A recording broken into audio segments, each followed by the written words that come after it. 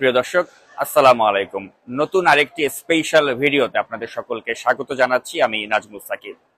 প্রিয় দর্শক, আপনারা জানেন, আপনাদের সকলের অত্যন্ত প্রিয় এবং পরিচিত একটি মুখ আল্লামা দেলোয়ার হোসেন সাঈদী, যিনি স্বৈরাচারী শেখ হাসিনার প্রতিহিংসার শিকার হয়ে তিনি অন্যায়ভাবে ফাঁসির দণ্ডে দণ্ডিত হয়েছিলেন।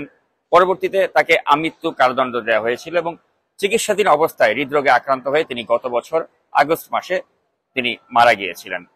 তো আল্লামা দেলোয়ার হোসেন সাঈদীর উপর শেখ হাসিনার যে প্রতিহিংসা ছিল, এটা আমরা সকলেই জানতাম, এবং এই প্রতিহিংসার কারণেই কিন্তু তাকে শেষ পর্যন্ত তারা এভাবে অন্যায়ভাবে তারা সাজা দিয়েছিল এবং সেই সাজা তিনি ভোগ করেছেন এবং পরবর্তীতে তিনি হৃদরোগে আক্রান্ত হয়ে মারা গিয়েছেন।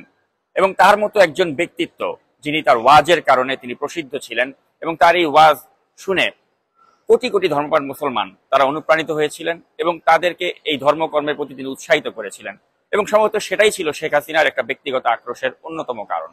তা আমরা যারা অনুসন্ধানী সাংবাদিকতা করতাম, আমরা জানতাম যে শেখ হাসিনার একটি স্বভাব ছিল, তিনি তার এনটিএমসি, অর্থাৎ সেই এনটিএমসির যে কুখ্যাত জিয়াউল আহসান বা এদের মতো ব্যক্তিবর্গকে দিয়ে তিনি যারা বিখ্যাত ব্যক্তি বা যাদেরকে তিনি পছন্দ করতেন না, তাদের কলগুলোকে তিনি রেকর্ড করে থাকতেন। তো সেই ধারাবাহিকতায় তিনি আল্লামা দেলোয়ার হোসেন সাঈদী তারও কনভারসেশন বা টেলিফোন আলাপগুলোকে তিনি রেকর্ড করতেন। তো দেলোয়ার হোসেন সাঈদীকে যখন তিনি ভুয়া এবং মিথ্যা মামলায় ফাঁসাবার যাবতীয় আয়োজন করছিলেন, সে সময় থেকেই কিন্তু দেলোয়ার হোসেন সাঈদীর ফোন কলগুলোকে তিনি রেকর্ড করতেন। এবং এতটাই বিকৃত মানসিকতার একজন ব্যক্তি ছিলেন এই শেখ হাসিনা যে তিনি এই কল রেকর্ডগুলো আবার গণভবনে তিনি তার কাছে সিডি আকারে সরবরাহ করা হতো এবং তিনি এগুলো শুনতেন এবং শুনে হয়তো একটা পৈশাচিক আনন্দ লাভ করতেন। প্রিয় দর্শক, গণভবনে যেদিন ছাত্র জনতা বিক্ষোভ করে ঢুকে গেল, সেদিন এ ধরনের অনেকগুলো সিডি উদ্ধার করা হয়েছিল এবং তার মধ্যে থেকে একটি সিডি আমাদের হাতে এসে পৌঁছিয়েছে, যেখানে আল্লামা দেলোয়ার হোসেন সাঈদীর সাথে তার পুত্রবধূ এবং তার নাতির একটি কথোপকথন, প্রায় 5 মিনিটের একটি অডিও আমাদের হাতে আসে। এই অডিওতে তিনি গ্রেপ্তার হওয়ার পূর্বে, যখন তার বিরুদ্ধে একটা আইনগত যে প্রক্রিয়া চলছিল সরকারের পক্ষ থেকে, ওই বিষয়েরও যেমন আলোচনা রয়েছে, ঠিক সেভাবে দেলোয়ার হোসেন সাঈদী এই অডিওতে তাকে বলতে শোনা যায়, তিনি বলেছিলেন যে এই সরকারের উপরে আল্লাহর লানত পড়া উচিত বা পড়বে, এরকম একটি তিনি সম্ভাবনার কথা তিনি ব্যক্ত করেছিলেন। এবং পাশাপাশি তিনি এখানে তার যে পুত্র হিসেবে যার নাম তিনি বলেছিলেন আব্দুস সালাম, আপনারা জানেন যে তার 4 জন সন্তান, তো তার মাঝে একজন আব্দুস সালাম বলে একজনের কথা তিনি বলেছেন, তার সাথে তিনি কথা বলেছেন এবং তার পুত্রবধূ এবং তার যে নাতি তার সাথে সংক্ষিপ্ত একটি কথোপকথন রয়েছে এই পুরো অডিও কলটির ভেতরে। তো প্রিয় দর্শক, তাদের এই কনভারসেশনটি, এই 5 মিনিটের, এটি শেখ হাসিনা তার গণভবনে তিনি সুরক্ষিত করে রেখে দিয়েছিলেন। তো সেই অডিওটি আপনারা জানেন যে অনুসন্ধানী সাংবাদিক জুলকারনাইন সায়ার খান সামি, আল জাজিরা খ্যাত, তার কাছে এসেছে এবং তার সৌজন্যে আজকে নাগরিক টিভিতে আমরা এই অডিওটি প্রথমবারের মতো ফাঁস করতে চলেছি। প্রিয় দর্শক, এই অডিওটির মাধ্যমে আমরা আরেকবার প্রমাণ করতে চাই যে শেখ হাসিনা কতটা নিকৃষ্ট স্বৈরাচার ছিলেন, যে তিনি মানুষের ব্যক্তিগত ফোনালাপের মধ্যে তিনি আড়ি পাততেন। আল্লামা দেলোয়ার হোসেন সাঈদী আজ আর আমাদের মাঝে নেই, কিন্তু তার এই অডিওটির মাধ্যমেও কিন্তু আজ আমাদের সামনে নতুনভাবে আবার উন্মোচিত হতে যাচ্ছে যে তিনি কতটা ধর্মপ্রাণ এবং ধর্মভীরু একজন মানুষ ছিলেন এবং তার প্রতিটি কথা কতটা তাৎপর্যপূর্ণ ছিল। প্রিয় দর্শক, আমি আর কথা বাড়াবো না, চলুন আমরা শুনে নেই সেই অডিওটি।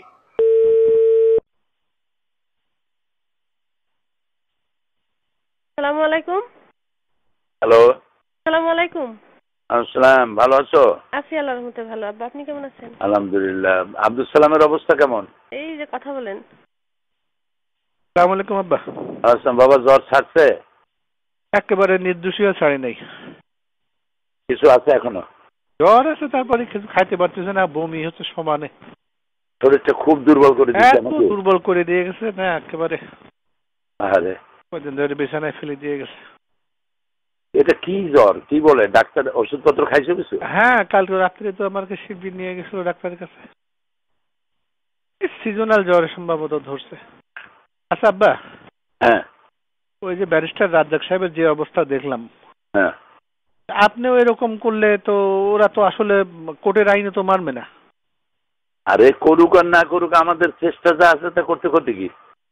তা ঠিক, মানুষের হাতে চেষ্টা যা আছে মানুষ তো তা করে। তারপরে চাঁদপুরে কার একজন মাহফিল হচ্ছিল, সেখানে হয়তো এই যে শাহতলির পীর সাহেবের মাহফিল, সেটাও হতে দেয় নাই, হতে দেয়নি। এরকমই করবে এখন। বড় ধরনের বিক্ষোভ টিক্ষোভ না ঘটলে বোধহয়। বিক্ষোভ কি? আল্লাহ তাআলার পক্ষ থেকে কোনো লানাত না আসলে তো আর কোনো রাস্তা নাই। আল্লাহু আকবার। লানত আর আসবে কি, সারা দেশ জুড়ে তো লানত এসে গেছে, সব জায়গায় বিশৃঙ্খলা। কি একটা আতঙ্ক ছড়াই দিল ইংলিশ মিডিয়াম স্কুলগুলার নাম করে সারা এই যে এটা নিজের পায়ে নিজেরা কুড়াল মারা, এই যে কাজটা করতেছে, এখন বিদেশে যে শ্রম বাজার আছে তারা জঙ্গি দেশের লোকদেরকে নেবে কেন? বরং যা আছে সেগুলো ফেরত পাঠাবে। এই চিন্তা তো মাথায় থাকা উচিত। এই চিন্তাও তো তারা করে না যে প্রায় 1 কোটির মতো লোক বিদেশে চাকরি করে, ওই লোকগুলোর অবস্থা হবে কি? সেনাবাহিনীর হাজার হাজার লোকরা বাইরে আছে, তাদের সম্পর্কে লোকেরা ধারণা নেবে কি যে পুরোটা জঙ্গি দেশ। নিজের দেশের এমন বদনাম মানুষে করে। এটাই যদি ওরা ভাবতো ক্লিনটনের সময় ওই সেই বই লেখি ছাড়তো নাকি?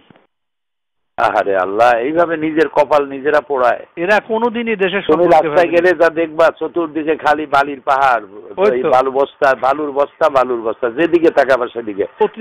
দেশ একটা যুদ্ধের প্রস্তুতি চলছে। তাই তো দেখতেছি, পত্রিকায় দেখতেছি তো এরকম। খোদার লানত।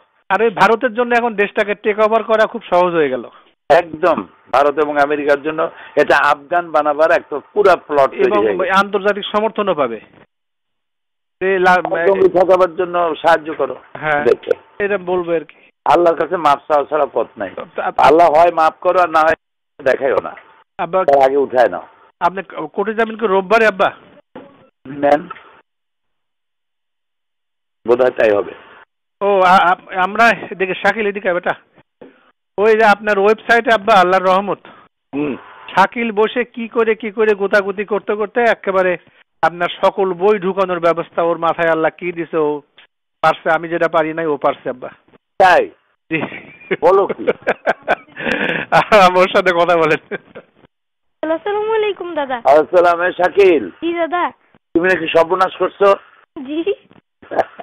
কেমনে এত সর্বনাশ করলা?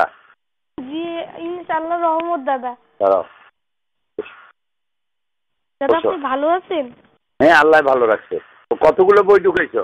দাদা আমি এখন সব ঢুকানো শুরু করবো। এই গোয়েবলসীয় মিথ্যাচারটা আমি পুরাটুক ঢুকিয়ে দিয়েছি। তাই এই যে গোয়েবলসি এটা ঢুকাইছো পুরোটা? জি। মাশাআল্লাহ মাশাআল্লাহ।